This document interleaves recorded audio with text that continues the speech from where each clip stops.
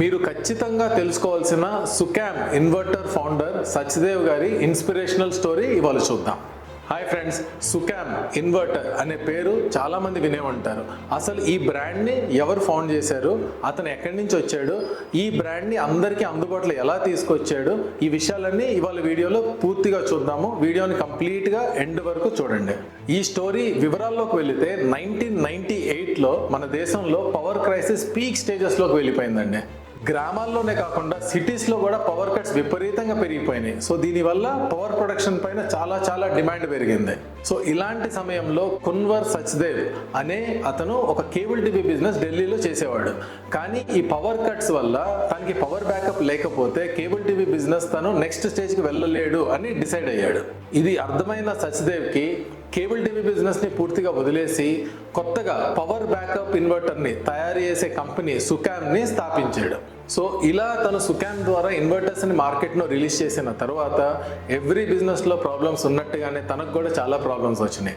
Almost ఒక first 100 కస్టమర్స్లో చాలా customers ఇన్వర్టర్స్ని మళ్ళీ తిరిగి వచ్చి తనకే ఇచ్చేసి దీంట్లో చాలా ప్రాబ్లమ్స్ ఉన్నాయి, మేము వాడుకోలేమని ఇచ్చేసాడు. కానీ సచ్దేవ్ దానికి డిసప్పాయింట్ అవ్వకుండా వాటిల్లో ఏ ప్రాబ్లమ్స్ వచ్చినాయో వాటిని రిజాల్వ్ చేసి మళ్ళీ మార్కెట్లో లాంచ్ చేసి హిట్ అయ్యాడు. సో ఇలాగా ఆ కంపెనీ నుంచి రిలీజ్ అయిన ఇన్వర్టర్ అలాగే కంప్యూటర్ యూపీఎస్ చాలా సక్సెస్ఫుల్ అయినాయి. ఎంత సక్సెస్ఫుల్ అయినాయి అంటే ఇండియా నుంచి ఆఫ్రికాకి, బంగ్లాదేశ్, నేపాల్ ఇలా వేరే కంట్రీస్కి కూడా ఈ ప్రోడక్ట్స్ని సెల్ చేయడం మొదలెట్టారు. కంపెనీ చాలా పెద్ద క్లిక్ అయ్యింది. అయితే ఈ ఇన్వర్టర్స్ ఇంతగా హిట్ అవ్వడానికి మెయిన్ కారణం ఏంటో తెలుసా? ఈ ఇన్వర్టర్స్ 55 డిగ్రీ టెంపరేచర్ వరకు పనిచేస్తాయి. అంటే మన ఇండియాలో ఏ మూల అయినా ఈ ఇన్వర్టర్స్ బాగా పనిచేస్తాయి. అందుకని ఇది హిట్ అవ్వడానికి ఒక కారణం. సో ఈ విధంగా సుకామ్ కంపెనీ ప్రోడక్ట్స్ అన్ని కంట్రీస్కి స్ప్రెడ్ అవుతుంది. అదే టైంలో పర్సనల్ రీజన్స్ వల్ల ఒక 240 crore బ్యాంక్ లోన్ని వీళ్ళు కట్టలేకపోయారు. ఆ టైంలో తన పర్సనల్ అసెట్స్ వల్ల కంపెనీకి అసెట్స్ ఉన్నందువల్ల ఆ లోన్ని తర్వాత తీర్చారు. కానీ బ్యాంక్స్ అప్పటికే ఈ కంపెనీ దివాలా తీసింది అని ప్రకటించేశారు. రాత్రికి రాత్రే అందరు కస్టమర్స్కి, డిస్ట్రిబ్యూటర్స్కి, రీసెల్లర్స్కి ఇంకా ఈ కంపెనీ సర్వీస్ చేయట్లేదు అని చెప్పి మెసేజ్ వెళ్ళిపోయింది.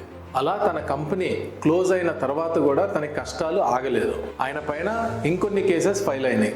హైకోర్టులోను, సిబిఐ కోర్టులోను కేసెస్ కూడా నడుస్తూ ఉన్నాయి.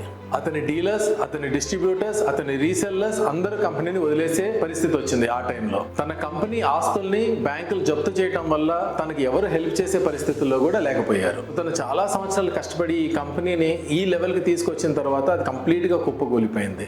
చివరికి తన భార్య ఖుష్బూ తనకి ఒక కొత్త ఆపర్చునిటీని తీసుకొని వచ్చింది. వారు కొత్త వెంచర్ సువాస్తిక అనే కంపెనీని స్టార్ట్ చేసి కస్టమర్స్కి సర్వీస్ ఇవ్వడం మొదలు పెట్టారు. ఇన్వర్టర్ మ్యాన్గా ఉండే ఒక ఇన్వర్టర్ మ్యాన్గా పేరు తెచ్చుకున్న సచ్దేవ్ ఈ కంపెనీకి మెంటర్గా ఇప్పుడు ఉంటున్నారు. ఇలాగా మళ్ళీ కొత్త కంపెనీలో డిస్ట్రిబ్యూటర్స్, రీసెల్లర్స్ వీళ్ళందరినీ మళ్ళీ కంపెనీలోకి తీసుకొని వచ్చి ఒక కొత్త నెట్వర్క్ని తయారు చేశారు.